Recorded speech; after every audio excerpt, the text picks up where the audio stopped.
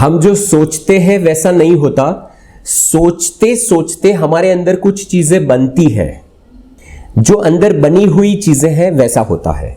इसको मैं कंडीशनिंग कहता हूं।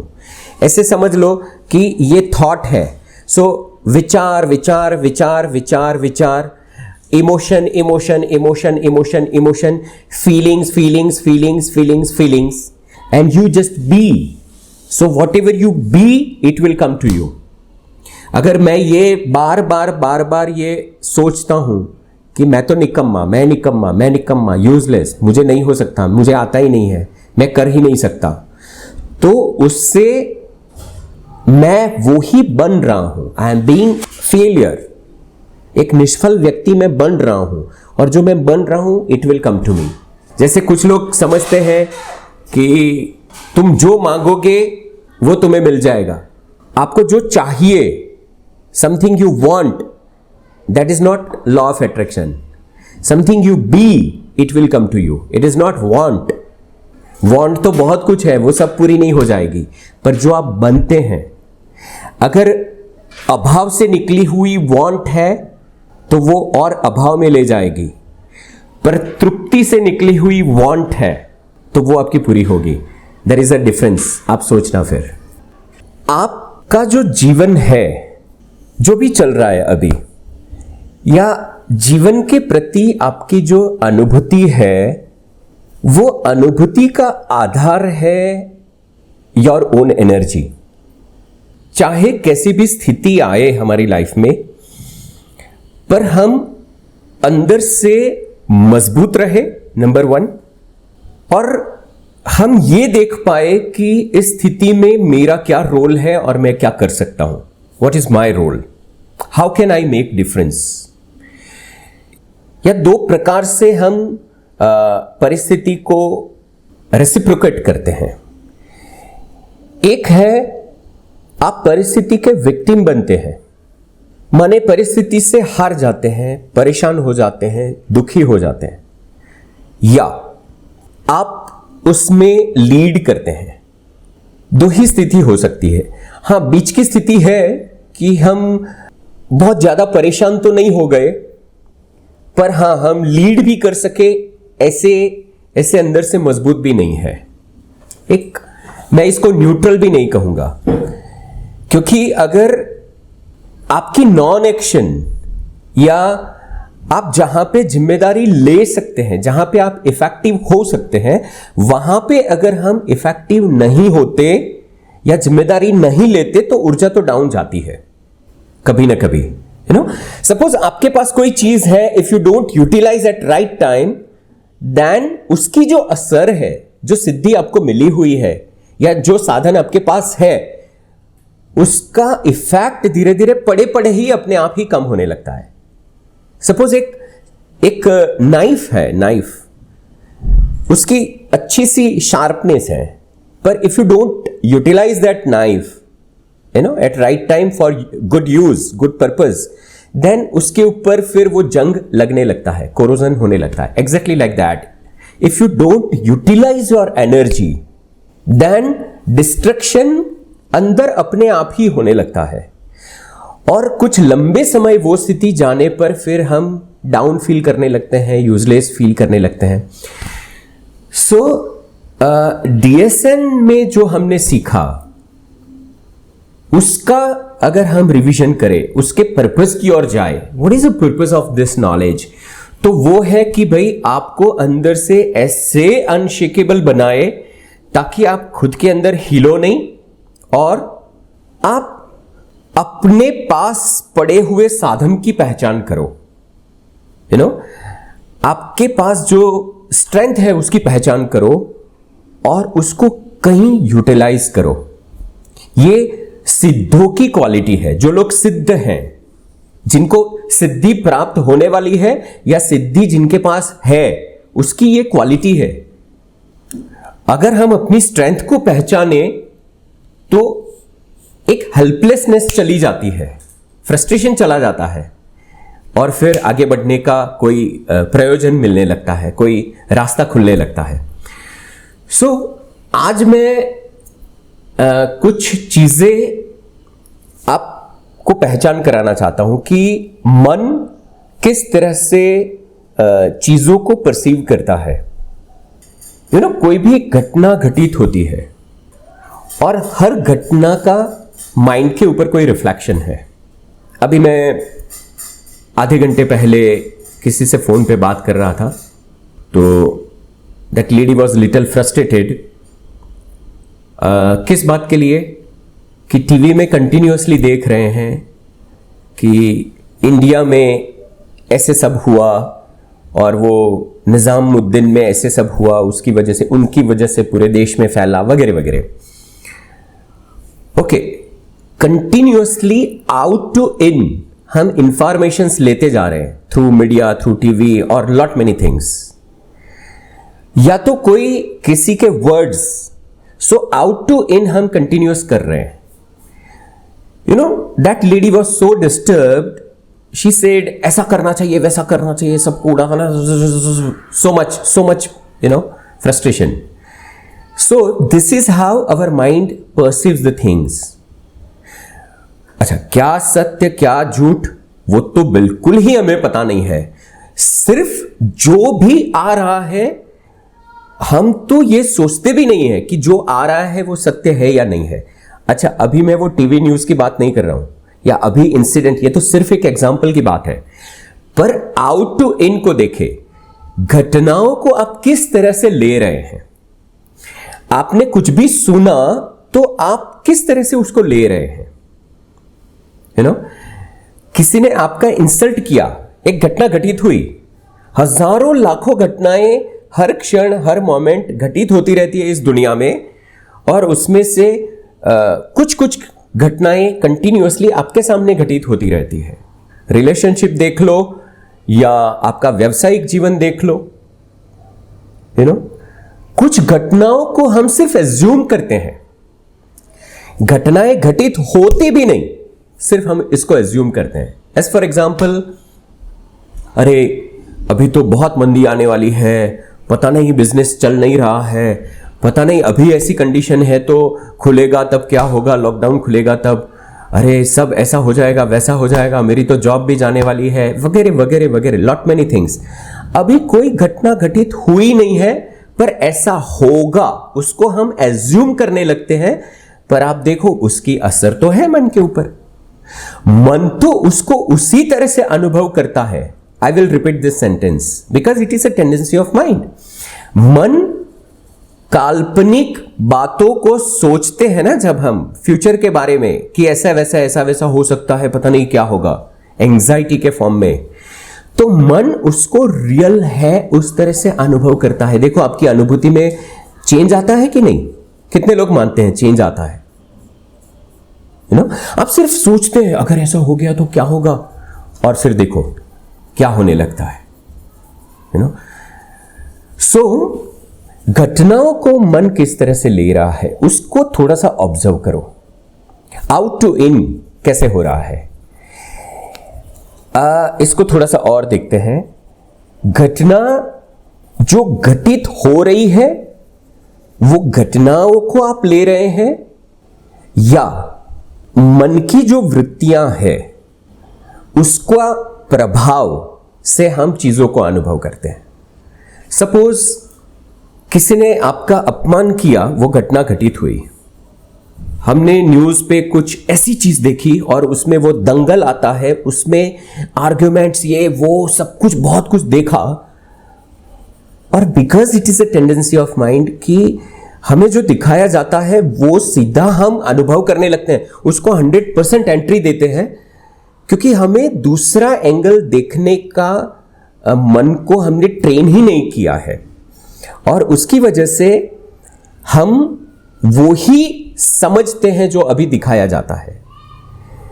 किसी ने बेवकूफ कहा तो हम उसी तरह से समझते हैं कि हम बेवकूफ हैं। उस वक्त वो घटना की इतनी असर है। तो मुझे ये बताओ, वो घटनाओं की असर को आप अनुभव करते हैं आउट टू इन, या फिर इन टू इन, जो आपके अंदर एक नेगेटिव प्रभाव को छोड़ता है, एक नेगेटिव इंपैक्ट को छोड़ता है। तो आपको यह समझ में आएगा, इन टू इन वो ज़्यादा इफेक्ट करता है। मैं थोड़ा सा एग्जाम्पल के साथ ये बात बताना चाहता हूँ, क्योंकि मैं ये चाहता हूँ कि हम अपनी खुद की मन की इस गेम को समझें। It's very very interesting. अच्छा, आउट टू इन माने कोई घटना घटित हुई और उसकी असर हुई थोड़ी सी, वो एक स्वाभाविक चीज है। पर इन टू इन माने वहां पे अपनी वृत्तियों के आधार पे आपने उस घटना को मीनिंग ऐड किया, and this is a tendency of mind and we are hardly aware of it. I will repeat this, out to in. Suppose आपने मेरा अपमान किया अभी, तो मुझे एक मोमेंट पे थोड़ा सा झटका लगा। अब ये घटना एक बार हुई, अच्छा वो घटना आउट टू इन हुई है, एक ही बार हुई, पर वो हो सकता है 50 बार 100 बार इन टू इन होती है। माने मेरा ही मन मुझे और ज्यादा इंपैक्ट देता है। किसी ने बैड वर्ड एक बार बोला, पर मेरा मन वही बैड वर्ड शायद 50 बार 100 बार 1000 बार बोलता है, और उसमें बहुत सारे अलग अलग मीनिंग ऐड करके बोलता है, और जिसको मैं कहता हूं इन टू इन। और वो जो मीनिंग ऐड करके कुछ चित्र बताने की आपकी जो मन की टेंडेंसी है, उसको अगर आप पहचानेंगे तो एक ऐसी मैकेनिज्म हमारे माइंड ने डेवलप करके रखी है जो हमारे खुद के लिए एक इमोशनल स्ट्रेस या इमोशनल गार्बेज को पैदा करता है। उस मैकेनिज्म को आप पहचान पाओगे। And what is a real freedom to encounter this mechanism which is created by our own mind to create that emotional stress for our own self। शास्त्रों में यह कहता है कि भाई आपको कोई बांध ही नहीं सकता, आपको कोई हानि पहुंचा ही नहीं सकता। पर हां, एक चीज है जो आपको बांध सकता है और आपको हानि पहुंचा सकता है, वो है हमारा खुद का माइंड। और वो माइंड के मैकेनिज्म को अगर समझ लेते हैं तो जैसे वो अपना गेम शुरू करे उसी वक्त आप उसको एनकाउंटर कर सकते हैं। अगर वायरस आ रहे हैं पर हमारे अंदर एंटीवायरस सिस्टम हमने स्ट्रांग बिठा के रखा है, तो वायरस बहुत ज्यादा इफेक्ट नहीं कर सकेगा। और अपने एंटीवायरस को स्ट्रांग करना, that is maturity, that is mature mind. Out to in हो सकता है, इट्स ओके, पर in to in is your choice. और वो चॉइस कैसे है, वो चॉइस कैसे है? आप अपनी मन की वो हार्मफुल वृत्तियों को जानने का प्रयत्न करो, बार बार बार बार। थोड़ा सा इसमें आगे जाते हैं। सिंपल चीजें हैं, आज मुझे थोड़ा सा रिवीजन ही करना है, वो ही मैं बात कर रहा हूं जो आपने सुना हुआ है। मन की वो कंडीशनिंग को पहचानने का प्रयत्न करो जिससे आप अटैकिंग मोड पे आ जाते हैं। This is first tendency of your mind. क्या होता है आपके साथ और आप अटैकिंग मोड पे आ जाते हैं? कई बार हम छोटी बात भी सुन नहीं सकते किसी की।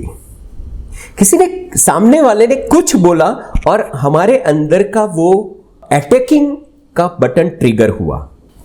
अच्छा, अपने ये 7 बटन को पहचानने का प्रयत्न करेंगे। Once again it is revision, पर मैं आज आपको इस तरह से बताना चाहता हूं कि किस तरह से ये मैकेनिज्म ऑटो मोड पे काम करती है। क्योंकि ये जब बात समझ में आने लगती है ना, तब हम कई बार खुद के ऊपर हंसते हैं, and it is very interesting.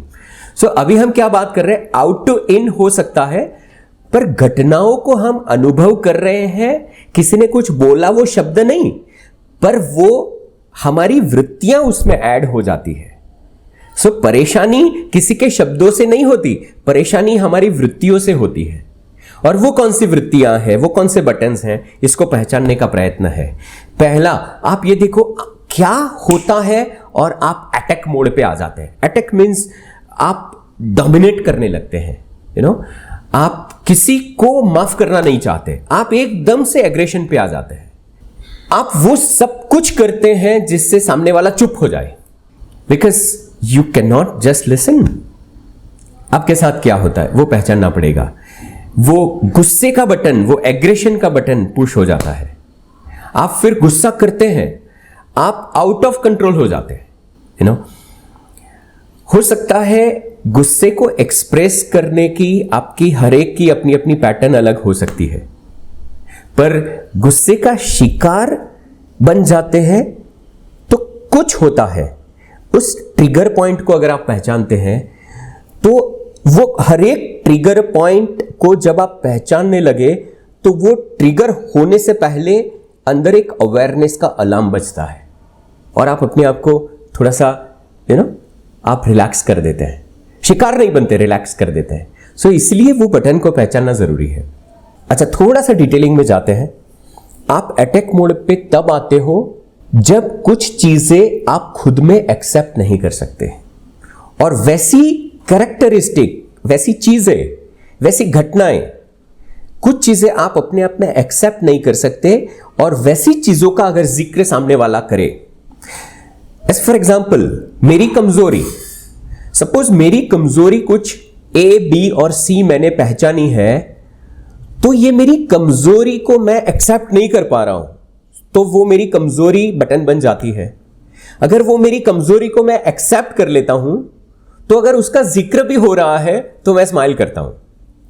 As for example suppose late पढ़ना, टाइम का कमिटमेंट नहीं रखना, सपोज ये किसी की कमजोरी है और वो कमजोरी खुद में एक्सेप्ट कर लिया है, एक्नॉलेज कर लिया है और कोई कहता है भाई आप है ना लेट होते हैं हमेशा, हाँ दिस इज नॉट गुड, तो आप कहते हैं यस यार सॉरी, नेक्स्ट टाइम ध्यान रखेंगे।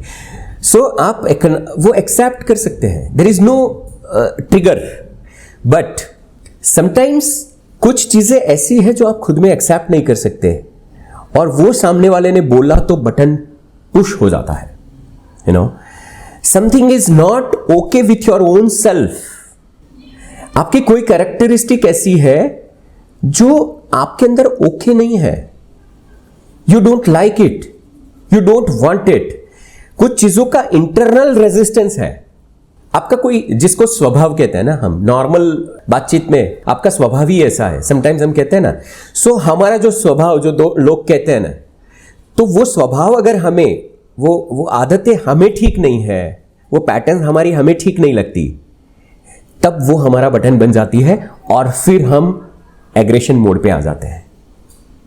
अच्छा, अब क्या होता है, इस मैकेनिज्म को समझते हैं। अभी हम हार्मफुल टेंडेंसीज को बात कर रहे हैं, है ना, जो हमें घटनाओं के साथ जोड़ने की आदत है। देखो, हर एक घटनाएं ट्रिगर पॉइंट होती है हमारी वृत्तियों को उजागर करने के लिए और हम अपनी ही वृत्ति का शिकार बनते हैं, घटनाओं का नहीं। घटनाएं सिर्फ ट्रिगर करती है, अपनी वृत्तियों को पुश करती है, बटन पुश होता है और हम अपनी वृत्ति से दुखी होते हैं, परेशान होते हैं, घटनाओं से नहीं। आप थोड़ा सा स्टडी करिएगा, आप अटैकिंग मोड पे आते हैं तब आपके साथ क्या क्या होता है। अटैकिंग मोड पे आने के बाद आप कैसे अपने आप में शिकार बनते हैं। अटैकिंग मोड पे आने के बाद आपने जिस तरह से आप रिएक्ट करते हैं, उसकी क्या क्या असर आप अपने आप के ऊपर छोड़ के जाते हो। आई विल रिपीट दिस बिकॉज उसकी सिंसियरिटी को आप जानोगे नहीं तब तक वो छूटेगा नहीं, क्योंकि हर एक नेगेटिव वृत्तियों के साथ कोई फायदा है, छोटा सा लाभ है और वो लाभ की वजह से कंडीशनिंग बना है। पर जब समझ लेते हैं कि इसका नुकसान बहुत बड़ा है, वो नुकसान को जब आप जानने लगते हैं तब उसमें से फ्री होने का चांस बढ़ जाता है, अवेयरनेस आने लगती है। सो अटैकिंग मोड पे आने के बाद आप किस तरह से रिएक्ट करते हैं और उसका क्या इंपैक्ट आता है सामने और किस तरह से लंबे समय तक वातावरण में आप पॉल्यूशन को छोड़ते हैं, वो चीज अगर आप देखते हैं तो आपको समझ में आएगा कि गुस्सा करने से तो बेहतर है उसको छोड़ने की मैं आदत को डेवलप करूं। गुस्सा करके मैं किसी के ऊपर वायरस को छोड़ रहा हूं, उससे बेहतर है कि मैं उस स्टूपिड इमोशन को कंट्रोल करना सीखूं। कंट्रोल माने उसको छोड़ना सीखूं। कंट्रोल माने दबाना नहीं, कंट्रोल माने उसको छोड़ना। दूसरा ये देखो कि जब आप अटैक मोड पे आते हो ना, तब सामने कुछ ट्रिगर करते हो, उसको एक अलग रूप से देखते हैं। सपोज आपके सामने, सपोज आप दो व्यक्ति बातचीत कर रहे हैं, आपके सामने कोई व्यक्ति अटैक करता है आपके ऊपर, आपके सामने कोई व्यक्ति गुस्सा करता है, तो आप क्या करते हो? तो या तो आप विक्टिम में चले जाते हो, मेरे साथ ऐसा ही होता है, सब लोग मुझे परेशान ही करते रहते हैं, मेरी तो घर में कोई वैल्यू ही नहीं है, मैं बेचारा पहले भी ऐसा था, अब भी ऐसा ही है, पता नहीं मेरे साथ क्यों लोग ऐसा करते हैं। विक्टिम बनते हैं, अपने आप को और ज्यादा दुखी करते हैं, अपने आप को निकम्मा समझने लगते हैं। सो किसी के अटैक की वजह से आपके अंदर विक्टिम जग सकता है, या किसी के अटैक की वजह से आपके अंदर डिफेंस जगेगा, माने हर चीज को आप डिफेंड करने लगते हैं। This is a reactive responses, इसको समझते हैं। जब आप किसी के ऊपर अटैक करते हैं तो सामने वाला विक्टिम बनता है, और सामने वाला विक्टिम बना तो और लंबा चलेगा, डिस्प्यूट्स, डिस्टर्बेंस, परेशानियां। जब आप किसी के ऊपर अटैक करते हैं तो सामने वाला डिफेंस करने लगता है। वो क्यों आपकी बात सुने? बाय डिफॉल्ट उनका डिफेंस का बटन पुश हो जाता है। अच्छा, डिफेंस जब करता है, ये पूरा इसको समझते हैं, एक साथ में समझते हैं। हमारे अंदर एक ऑटो मोड पे प्रोटेक्टिंग सिस्टम है अपने ईगो का। अपना ईगो कुछ सुनने के लिए तैयार नहीं होता, वो सीधा एकदम प्रोटेक्शन मोड पे आ जाता है। सेल्फ को प्रोटेक्शन की जरूरत नहीं है, ईगो को प्रोटेक्शन की जरूरत है। सेल्फ एक्चुअली बाकी सबको प्रोटेक्ट करता है, सो उसको प्रोटेक्शन की जरूरत नहीं है, ईगो को प्रोटेक्शन की जरूरत है, क्योंकि उसका प्रॉब्लम है, it is question of survival, so उसको थोड़ा भी रिस्क लगे तो वो डिफेंस करने लगता है। आप नो पे आ जाते हो, आप टाइट हो जाते हो, आप स्ट्रांग हो जाते हो, आप सामने अटैक करने के लिए तैयार हो जाते हो, जिसको हम आर्ग्यूमेंट्स कहते हैं, या तो आप डिफेंस करने वो हाइड करने लगते हो, या तो आप झूठ बोलने लगते हो, या तो आप जस्टिफाई करने लगते हो। जब सामने से अटैक आता है तो ये सब चीजें होने लगती है। तीसरा हो सकता है आप गिल्ट में चले जाते हो। सो अभी हम दोनों तरह से समझते हैं कि जब आप अटैक मोड पे आते हैं तब आसपास में क्या असर छोड़ रहे हैं, उस चीजों को देख रहे हैं। और उसके साथ आपके साथ भी वही होता है कि जब कोई व्यक्ति आपके ऊपर अटैक करता है तब आपके साथ क्या होता है। तो तीसरा यह हो सकता है कि हम गिल्ट में फंसते हैं। गिल्ट में क्या होता है, हम अपने आप को ब्लेम करते हैं। विक्टिम में क्या होता है, हम किसी को ब्लेम करते हैं, सब लोग मेरे साथ ऐसा ही करते हैं वगैरह वगैरह, दुखी हो जाते हैं, परेशान हो जाते हैं, रोना धोना शुरू हो जाता है, बेचारेपन को फील करने लगते हैं, मेरी तो वैल्यू ही नहीं है। और धीरे धीरे वो चीजें बिलीफ बनने लगती है, धीरे धीरे वो कंडीशनिंग इतनी स्ट्रांग होने लगती है, और अंदर जो कंडीशनिंग है ना, वो धीरे धीरे फिर मैग्नेट बनने लगता है, और वही चीज आपके साथ होने लगती है। That is what you attract automatically. If victim is there, then you will get those kind of experiences जो आपको और विक्टिम दे। अगर गिल्ट में फंसे रहते हैं तो आपको कुछ और अच्छा दिखाई नहीं देगा, अपनी खुद की गलतियां ही दिखाई देगी, ताकि आप और ज्यादा गिल्ट को अट्रैक्ट करो, गिल्ट को अनुभव करो। सो एनर्जी डाउन वाली चीजें पकड़ी है तो और ज्यादा और ज्यादा और ज्यादा डाउन जाते हैं। This is a mechanism. फिर तो किसी एक व्यक्ति का छोटा सा शब्द भी हमें परेशान कर देता है, क्योंकि पूरा तरोताजा वो बना हुआ ही है, उसका शिकार हम खुद बनते रहते हैं। सो विक्टिम में हम किसी और को ब्लेम करते हैं, पर गिल्ट में हम खुद को ब्लेम करते हैं। आई am not okay, I am not okay, मेरी गड़बड़ है। किसी ने थोड़ा अटैकिंग मोड पे गुस्से से आपको बोला और तुरंत आप गिल्ट में फंस जाते हैं। फिर आप पूरा दिन परेशान रहते हैं, अंदर चलता रहता है। शायद किसी ने अटैकिंग मोड पे कुछ बोला, वो तो बोल के फ्री भी हो गया, लेकिन आपके अंदर वो चलता रहता है। And this is how guilt में फंसा हुआ व्यक्ति बहुत आसानी से डिप्रेशन में चला जाता है। उनको मेडिटेट करने का भी मन नहीं होता। गिल्ट इसलिए कहते हैं वो बहुत हानिकारक वृत्ति है। कोई एक घटना को हम मीनिंग ऐड कर करके हम एक इमोशनल गार्बेज के सिस्टम को पैदा करते हैं। चौथा हार्मफुल टेंडेंसी, कंप्लेनिंग। अच्छा देखो, ये अभी हम सब लोग घर पे हैं, फैमिली के साथ हैं, जिनके साथ जीवन जी रहे हैं ना, इनके साथ ही ये सब चीजें ज्यादा होती है। सो किसी के अंदर से पैदा हुई एक बटन पुश हुआ और उसने जो बम्बार्डिंग किया, रिएक्ट किया, कहीं ना कहीं सामने भी सपोर्ट मिलता है। सपोज मेरे अंदर कोई बटन पुश हुआ और मेरे अंदर से जो रिएक्शन निकला, वो रिएक्शन कहीं ना कहीं उसको सपोर्ट मिलता है, क्योंकि मेरा रिएक्शन सामने वाले व्यक्ति के अंदर कोई और बटन को पुश करता है और वहां पे आर्ग्यूमेंट्स शुरू होता है, वहां पे एनर्जी का डाउनफॉल शुरू होता है। I think, are you all getting this? Suppose कोई व्यक्ति ने कंप्लेन करना शुरू किया, ये ठीक नहीं है, ऐसा नहीं है, वैसा नहीं है, ये ठीक नहीं है, वैसा है, वैसा है। सपोज एक बार सुन लिया, थोड़ी देर के बाद किसी और वही व्यक्ति ने फिर से कंप्लेन शुरू किया और फिर यहां से बटन पुश हुआ और मैं अटैकिंग मोड पे आया। अरे क्यों ये सब बातें करते, चुप हो जाओ ना, क्या मगजमारी है, छोटे।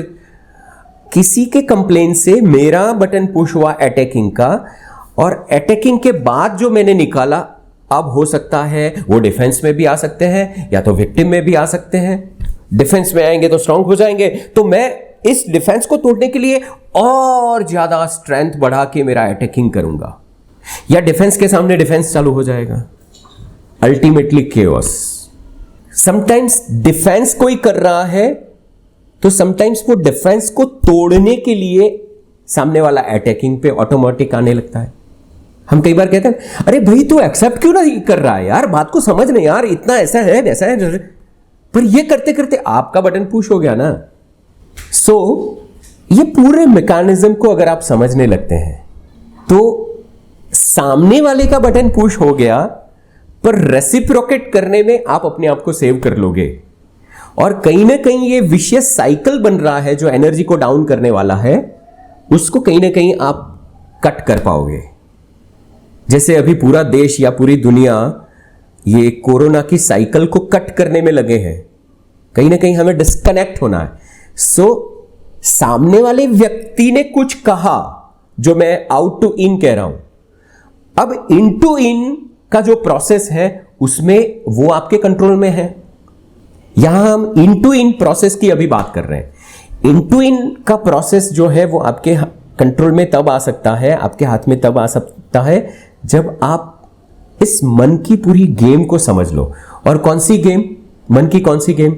जो ये नाटकबाजी करती है, यू नो, आपके लिए जो एक इमोशनल गार्बेज को बनाती है।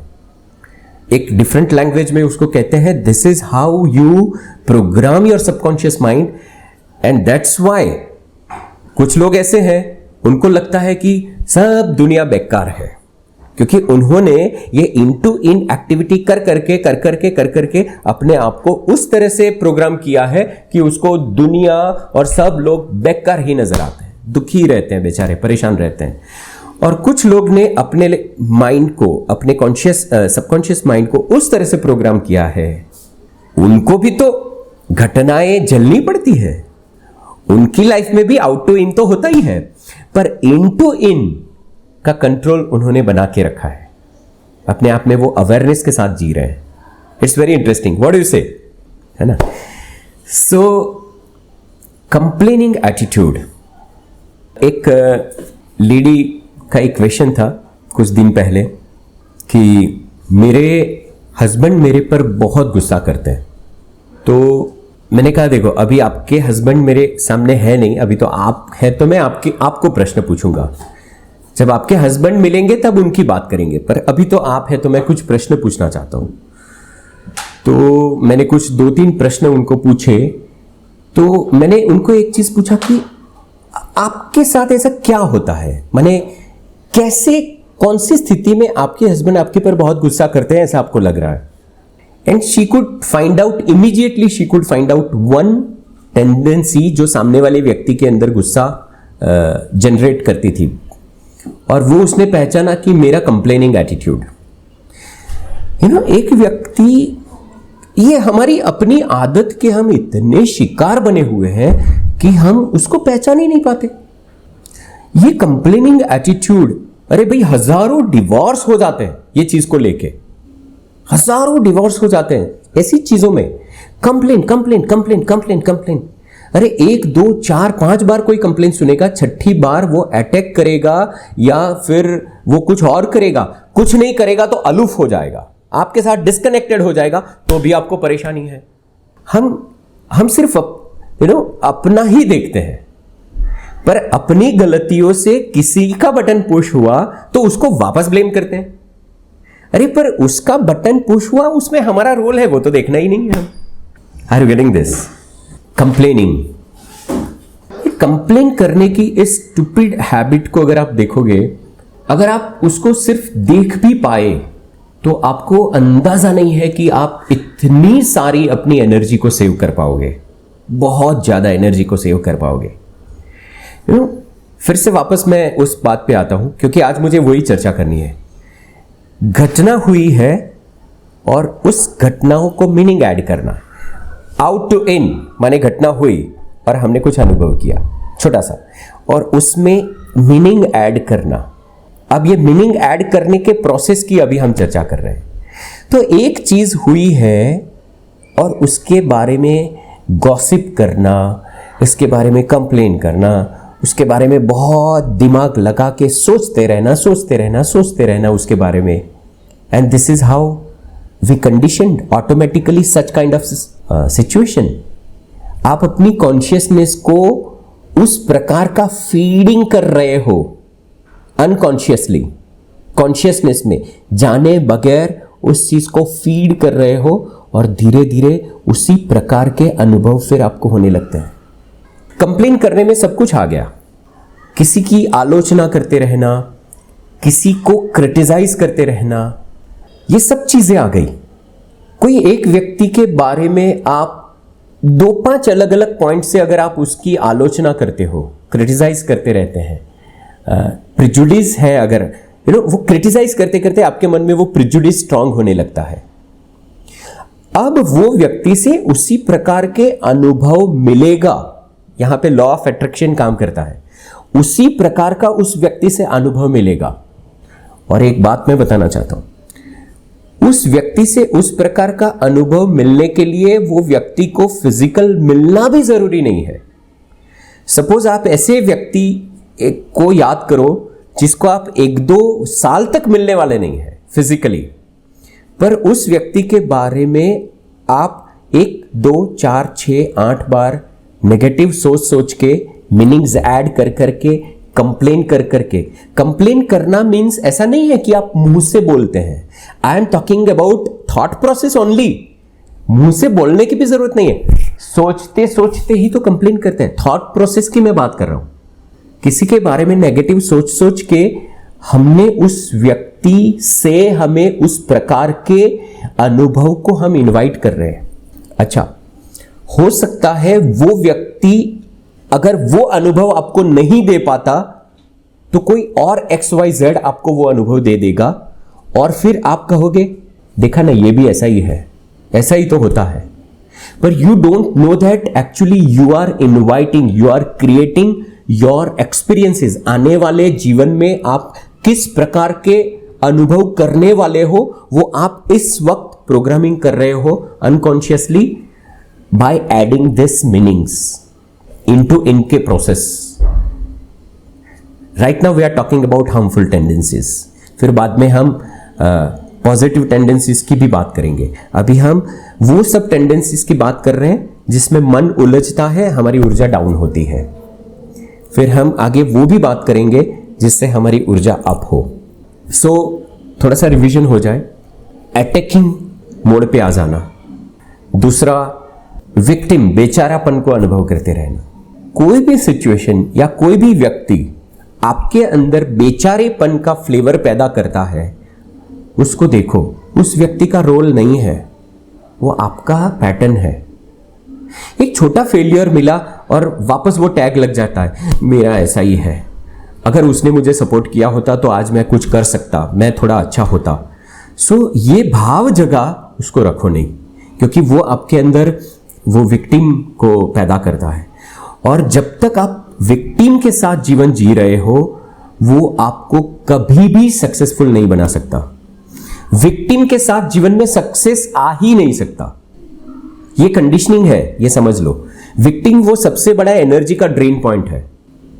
आपकी एनर्जी ड्रेन होगी, क्योंकि ड्रेन करने के लिए ही ड्रेन होना ही है, क्योंकि ड्रेन होगा तो और ज्यादा आप विक्टिम को फील करोगे। फायदा क्या है? कहीं ना कहीं कोई ऐसा मिल जाएगा जो आपको पैम्पर करे, आपकी स्टुपिडिटी को पैम्पर करे, और फिर थोड़ा सा अच्छा लगता है। This is how you create your comfort zone. हम ये कंफर्ट जोन हम कैसे क्रिएट करते हैं उसके बारे में हम कल बात करेंगे। कंफर्ट जोन को क्रिएट करने की फैक्ट्री को अगर आपने पहचान लिया तो बड़ा मजा आने वाला है, क्योंकि हम समझते हैं कि एक कंफर्ट जोन को तोड़ा, लेकिन दूसरा कंफर्ट जोन रेडी है जो हमने क्रिएट करके रखा है। Tomorrow will discuss about it.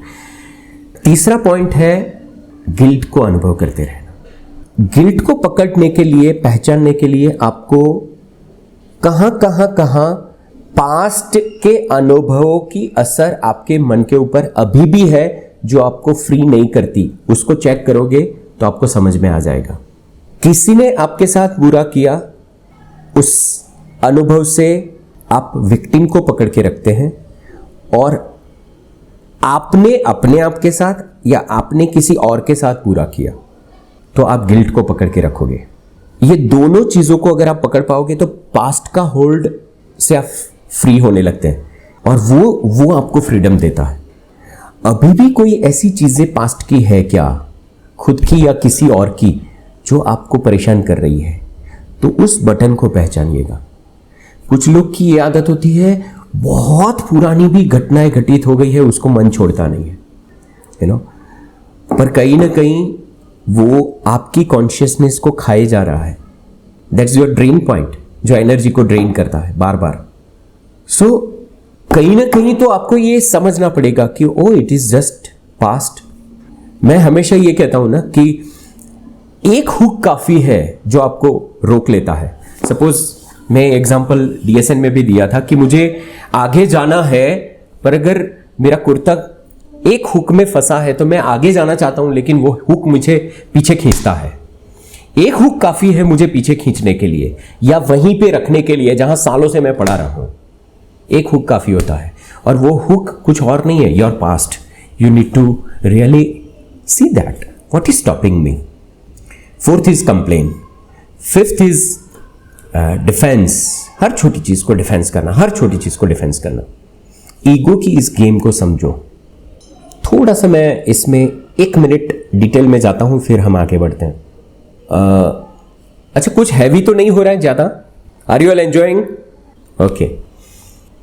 हमने खुद ने अपनी एक आइडेंटिटी को बना के रखी है, और वो आइडेंटिटी, खुद की अपनी एक पहचान खुद में ही हमने क्रिएट करके रखी है, और वो पहचान खुद में, वो आइडेंटिटी ब्रेक हो जाएगी, उसका कहीं ना कहीं वो एक फियर है। इसलिए सामने वाला कोई व्यक्ति कुछ भी, थोड़ा भी इधर उधर कहे, कुछ थोड़ी भी स्ट्रेट बात हो, थोड़ा भी हमारा क्रिटिसिज्म होने लगे, तो एक ऑटो डिफेंस मोड पे हम आ जाते हैं।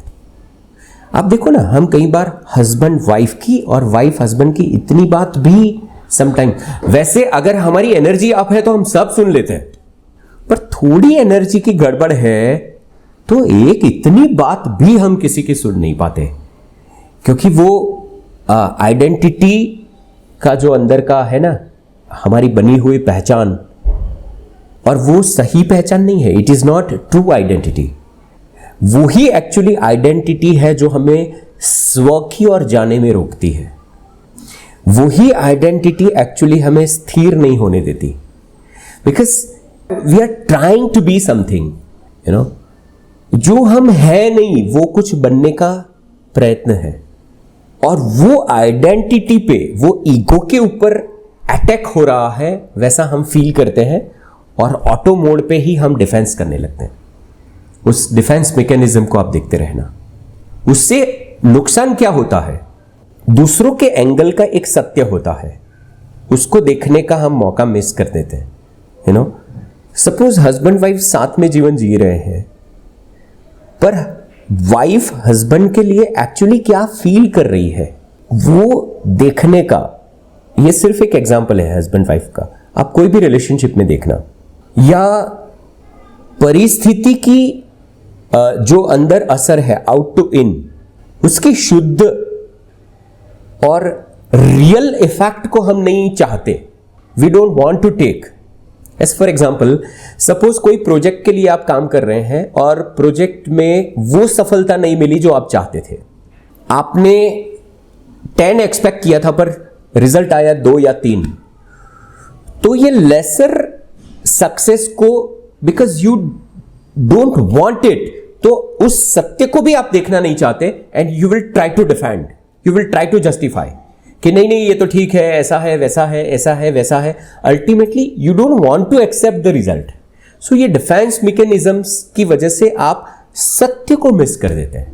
दिस इज समथिंग अमेजिंग, और वो आपकी फॉल्स आइडेंटिटी को और स्ट्रांग कर देता है, जो आप एक्चुअली है नहीं, अनरियल चीज को और ज्यादा स्ट्रांग करने लगते हैं, और वो चीज बहुत बढ़ते बढ़ते बढ़ते बढ़ते एक फ्रस्ट्रेशन की ओर ले जाती है, अल्टीमेटली लैक की ओर ले जाती है।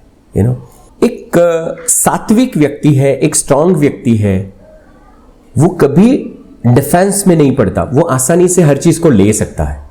अगर आप उसका इंसल्ट भी करो तो उस मोमेंट पे वो ले सकता है, जो हम डीएसएन में सीखते हैं ना, how to deal with criticism.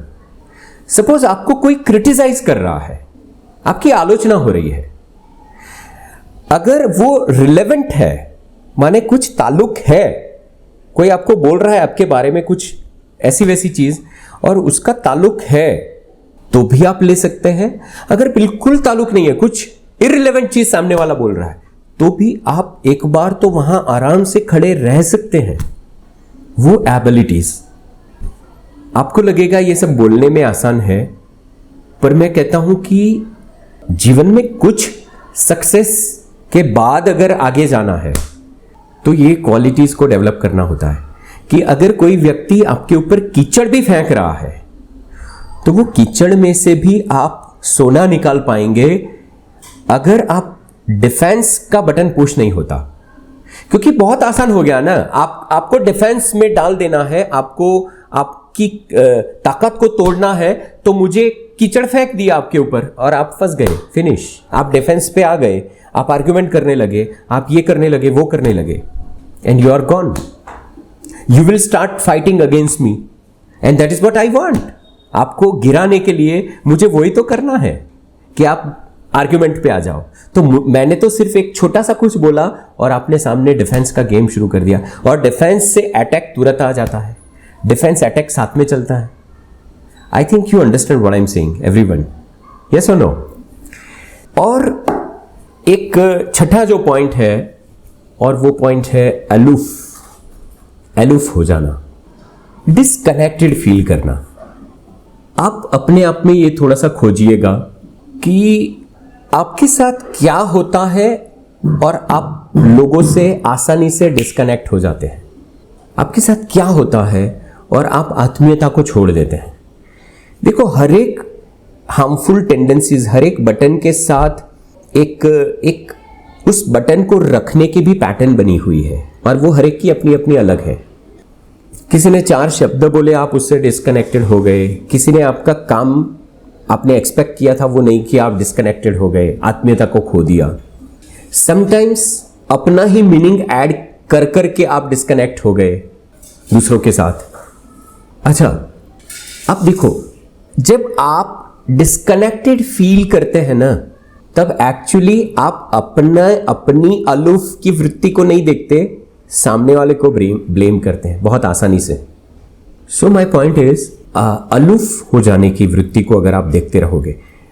और 7वां पॉइंट है, that is you feel lack inside. उसको एक ही चीज से आप पहचान पाओगे, you know, I am not okay वाला feeling. I am not okay, I am not good enough.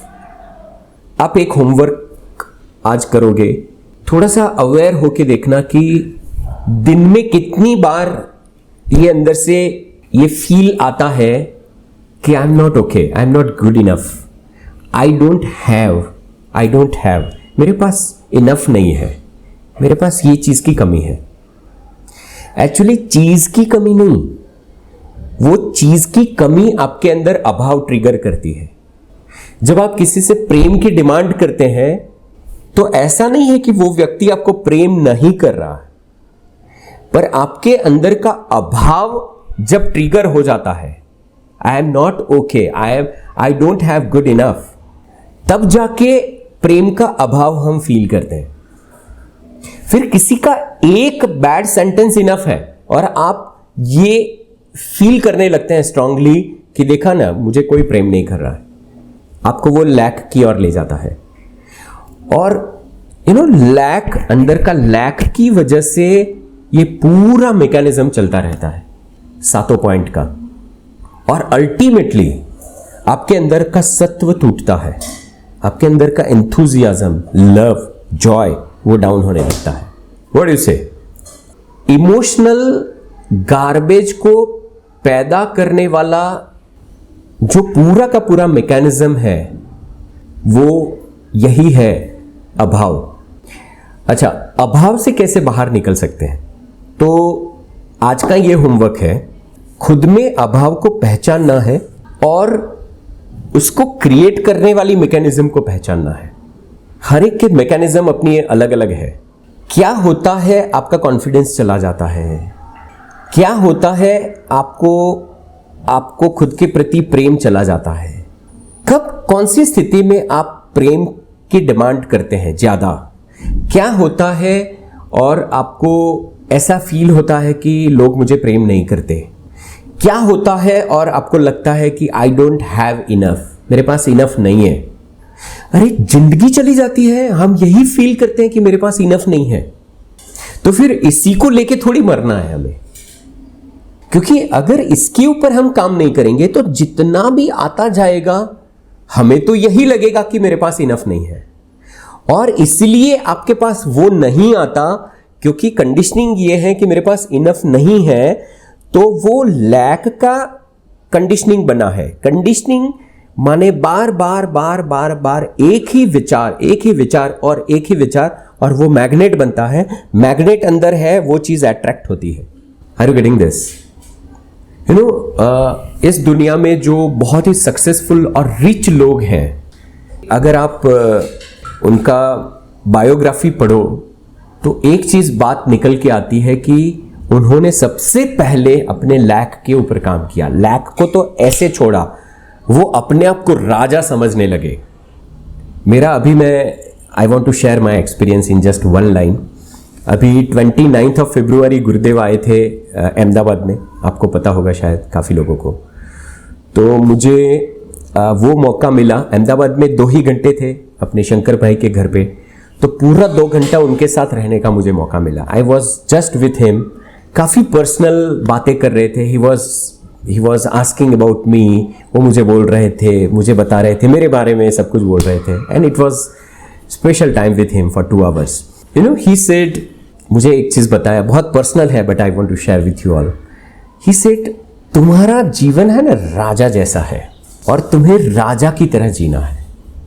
और ये सेंटेंस उन्होंने कम से कम 5 बार बोला।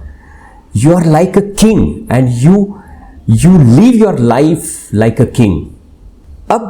अब मेरे लिए लैक से बाहर आने का यह साधन बन गया। सपोज थोड़ा भी मुझे अंदर से लैक आए तो मुझे सिर्फ ये स्मृति में लाना है कि बॉस ने बोला है यू आर ए किंग, तो मुझे अपनी ऊर्जा में गिरने नहीं देना है।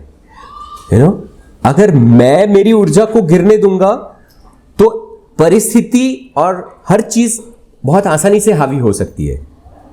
शिकार बन जाते हैं हम, जो कहते हैं ना इन टू इन, वो उस प्रकार का हो जाता है।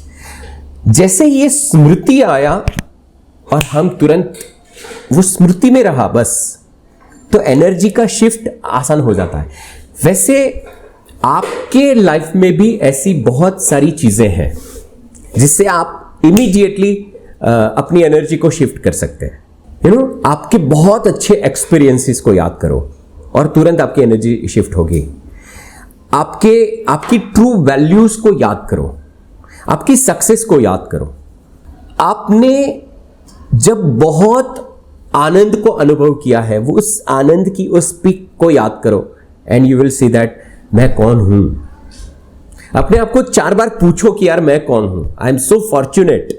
मिरर में देखो और मिरर में देख के वो आंखों के अंदर जो है उसको देखो, उसकी तारीफ करो, उसके प्रति प्रेम की अनुभूति करो, and you will see that your energy is different immediately, you no.